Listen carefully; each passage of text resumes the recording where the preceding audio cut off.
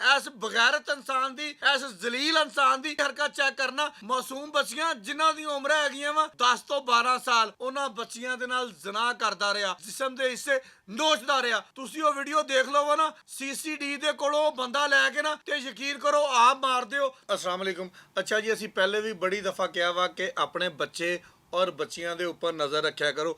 ਅੱਜ ਸਾਡੀ ਫੈਸਲਾਬਾਦ ਦੇ ਕ੍ਰਾਈਮ ਕੰਟਰੋਲ ਡਿਪਾਰਟਮੈਂਟ ਨੇ ਐਡਾ ਅੱਛਾ ਕੰਮ ਕੀਤਾ ਵਾ ਕਿ ਜਿੰਨੀਆਂ ਉਹਨਾਂ ਦੀਆਂ ਤਾਰੀਫਾਂ ਕੀਤੀਆਂ ਜਾਣ ਨਾ ਉਨੀਆਂ ਹੀ ਘੱਟ ਨੇ। ਮੈਂ ਸਲਾਮ ਪੇਸ਼ ਕਰਾਂਗਾ ਇੱਥੇ ਜਨਾਬ DIG ਸੁਹੇਲ ਜ਼ਫਰ ਚੱਠਾ ਸਾਹਿਬ ਨੂੰ, ਸਾਡੇ ਫੈਸਲਾਬਾਦ ਦੇ SP ਮਲਕ ਤਾਰਕ ਸਾਹਿਬ ਨੂੰ, ਜਨਾਬ ਇੰਸਪੈਕਟਰ ਸਦੀਕ ਚੀਮਾ ਸਾਹਿਬ ਨੂੰ, ਜਿਨ੍ਹਾਂ ਨੇ ਐਡਾ ਵੱਡਾ ਨਾਸੂਰ ਫੜ ਕੇ ਪਾਬੰਦੇ ਸਲਾਸਲ ਕਰਤਾ। ਪਹਿਲੇ ਥੋੜੀ ਜੀ ਗੱਲ ਸੁਣ ਲਓ, ਫਿਰ ਅੱਗੇ ਜਾ ਕੇ ਗੱਲ ਜ਼ਰੂਰ ਕਰਾਂਗੇ ਕਿ ਜਨਾਬ CCD ਵਾਲੇ ਕਰਦੇ ਕੀ ਪਏ ਆ। ਇੱਕ ਜਨਾਬੇ ਵਾਲੀ ਬੰਦਾ ਇਹਨਾਂ ਨੇ ਗ੍ਰਿਫਤਾਰ ਕੀਤਾ, ਬੰਦੇ ਦਾ ਨਾਮ ਹੈ ਜੀ ਮੋਹਸਨ। ਇਹ ਸਤਿਆਣਾ ਰੋਡ ਦਾ ਰਹਿਣ ਵਾਲਾ ਵਾ। ਇਹ ਜਨਾਬੇ ਵਾਲੀ ਕਰਦਾ ਕੀ ਸੀਗਾ, ਛੋਟੇ ਬੱਚੇ ਜਿਨ੍ਹਾਂ ਦੀਆਂ ਉਮਰਾਂ 8 ਤੋਂ 10 ਸਾਲ ਆ, ਉਹਨਾਂ ਨੂੰ ਡਰਾ ਕੇ ਧਮਕਾ ਕੇ ਅਸਲੇ ਦੇ ਜ਼ੋਰ ਤੇ ਉਹਨਾਂ ਨਾਲ ਬਦਫੇਲੀ ਕਰਦਾ ਸੀ। ਸਿਰਫ ਬਦਫੇਲੀ ਨਹੀਂ ਕਰਦਾ ਸੀ, ਬਲਕਿ ਉਹਨਾਂ ਦੀ ਵੀਡੀਓ ਬਣਾ ਕੇ ਇਸ ਤਰ੍ਹਾਂ ਦੀਆਂ ਨਾਜ਼ੇਬਾ ਹਰਕਤ ਕਰਦਾ ਸੀਗਾ ਕਿ ਅਗਰ ਤੁਸੀਂ ਉਹ ਵੀਡੀਓਜ਼ ਦੇਖ ਲਵੋ ਤੇ ਯਕੀਨ ਕਰੋ ਕਿ ਤੁਸੀਂ ਇਹ ਗੱਲ ਕਹੋਗੇ ਕਿ ਸਲਾਮ ਆ ਸਾਰੀ CCD ਨੂੰ, ਸਲਾਮ ਆ ਮੁਹਤਰਮਾ ਮਰੀਮ ਨਵਾਜ਼ ਨੂੰ। ਨਾਲ ਇੱਕ ਇਹ ਵੀ ਗੱਲ ਕਹੋਗੇ ਕਿ ਇਹ ਬੰਦੇ ਨੂੰ 24 ਘੰਟਾ ਘਰ ਦੇ ਵਿੱਚ ਫੌਰੀ ਤੌਰ ਤੇ ਫਾਂਸੀ ਦੇ ਦੇਣੀ ਚਾਹੀਦੀ ਹੈ, ਅਗਰ ਕਾਨੂੰਨ ਇਸ ਗੱਲ ਦੀ ਇਜਾਜ਼ਤ ਦਿੰਦਾ ਹੋਵੇ। ਕੱਲੇ ਮੁੰਡਿਆਂ ਤੱਕ ਗੱਲ ਨਹੀਂ ਰਹੀ, 12 ਸਾਲ ਦੀਆਂ ਨੰਨੀਆਂ ਕਲੀਆਂ, 8 ਸਾਲ ਦੀਆਂ ਨੰਨੀਆਂ ਕਲੀਆਂ, 10 ਸਾਲ ਦੀਆਂ ਛੋਟੀਆਂ ਬੱਚੀਆਂ, ਉਹਨਾਂ ਦੇ ਨਾਲ ਬਦਫੇਲੀ ਔਰ ਜ਼ਨਾ। ਤੁਸੀਂ ਅੰਦਾਜ਼ਾ ਲਾਓ ਕਿ ਜਿਸਮ ਦੇ ਵਿੱਚ ਰੂਹ ਜਿਹੜੀ ਹੈ ਨਾ ਉਹ ਕੰਬ ਜਾਂਦੀ ਹੈ ਇੱਦਾਂ ਦੀ ਗੱਲ ਸੁਣ ਕੇ ਕਿ ਇਸ ਤਰ੍ਹਾਂ ਦੇ ਨਾਸੂਰ ਵੀ ਸਾਡੇ ਮੁਆਸ਼ਰੇ ਦੇ ਵਿੱਚ ਆ। ਫਿਰ ਅਸੀਂ ਤੁਹਾਨੂੰ ਬਾਰ-ਬਾਰ ਕਹਿੰਦੇ ਆ, ਉਹ ਖੁਦਾ ਦਾ ਨਾਮ ਆਪਣੇ ਨਿਆਣੇ ਦਾ ਧਿਆਨ ਰੱਖੋ, ਖੁਦਾ ਦਾ ਨਾਮ ਆਪਣੇ ਨਿਆਣੇ ਦਾ ਧਿਆਨ ਰੱਖੋ। ਲੇਕਿਨ ਤੁਸੀਂ ਵੀ ਹਮੇਸ਼ਾ ਦੀ ਤਰ੍ਹਾਂ ਜਦੋਂ ਪਾਣੀ ਸਿਰ ਤੋਂ ਲੰਘ ਜਾਂਦਾ ਵਾ ਉਦੋਂ ਬੋਲਦੇ ਆ।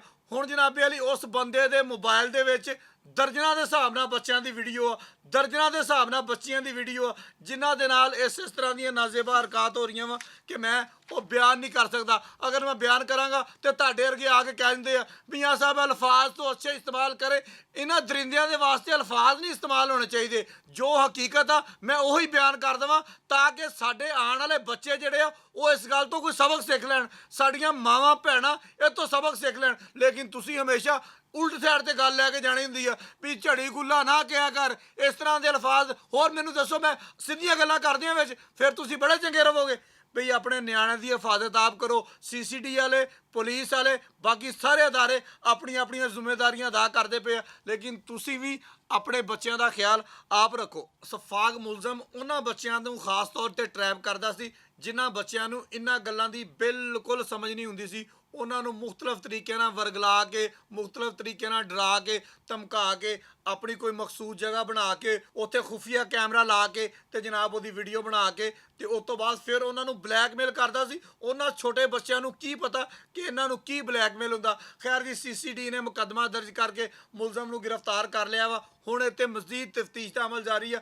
ਹਲੇ ਜਿਹੜੀ ਵੀਡੀਓਜ਼ ਬਰਾਮਦ ਹੋਈਆਂ ਉਹਦੇ ਵਿੱਚ ਤਕਰੀਬਨ 10 ਬੱਚੇ ਆ ਤੇ 7 ਬੱਚੀਆਂ ਵਾ ਜਿਨ੍ਹਾਂ ਦੀ ਕਮ ਉਮਰ ਦੀ ਮੈਂ ਗੱਲ ਕਰ ਰਿਹਾ। ਵੱਡੀਆਂ ਔਰਤਾਂ ਤੇ ਵੱਡਿਆਂ ਮੁੰਡਿਆਂ ਦੀ ਵੀਡੀਓ ਵੀ ਵੱਡੀ ਤਾਦਾਦ ਨਾਲ ਉਹਦੇ ਕੋਲ ਹੈਗੀ, ਲੇਕਿਨ ਅਸੀਂ ਖਾਸ ਤੌਰ ਤੇ ਗੱਲ ਕਰ ਰਹੇ ਹਾਂ ਛੋਟੇ ਬੱਚੇ ਜਿਨ੍ਹਾਂ ਦੇ ਨਾਲ ਜ਼ਬਰਦਸਤੀ ਕੀਤੀ ਗਈ, ਜਿਨ੍ਹਾਂ ਨੂੰ ਜ਼ਬਰਦਸਤੀ ਲਿਆਂਦਾ ਗਿਆ, ਡਰਾਇਆ ਗਿਆ, ਡਰਾਉਣ ਤੋਂ ਬਾਅਦ ਉਹਨਾਂ ਦੀ ਵੀਡੀਓਜ਼ ਬਣਾਈ ਗਈ, ਫਿਰ ਉਹਨਾਂ ਨੂੰ ਬਲੈਕਮੇਲ ਕੀਤਾ ਗਿਆ।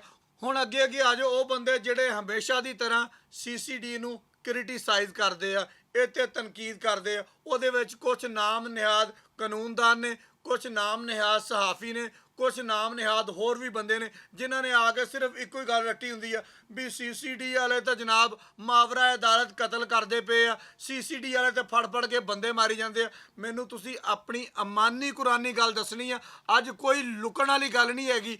ਕਿਆ ਇਸ ਤਰ੍ਹਾਂ ਦਾ ਵਾਕਿਆ ਕਿਸੇ ਸਾਡੇ ਅਜ਼ੀਜ਼ ਕਿਸੇ ਰਿਸ਼ਤੇਦਾਰ ਦੇ ਨਾਲ ਹੋਇਆ ਹੋਵੇ, ਫਿਰ ਤੁਸੀਂ ਦੱਸਣਾ ਵਾ ਕਿ ਇਸ ਬੰਦੇ ਨੂੰ ਮਾਵਰਾ ਅਦਾਲਤ ਕਤਲ ਕਰਨਾ ਜਾਇਜ਼ ਆ ਜਾਂ ਨਹੀਂ, ਇਸ ਬੰਦੇ ਨੂੰ ਇਹਨਾਂ ਦੇ ਸਾਥੀਆਂ ਦੇ ਕੋਲੋਂ ਫੈਰ ਮਰਵਾਉਣਾ ਜਾਇਜ਼ ਆ ਕਿ ਨਹੀਂ। ਸਿਰਫ ਮੈਨੂੰ ਇੰਨੀ ਗੱਲ ਦੱਸਣੀ ਜ਼ਰੂਰ ਆ। ਤੁਹਾਡਾ ਬਹੁਤ ਸ਼ੁਕਰੀਆ।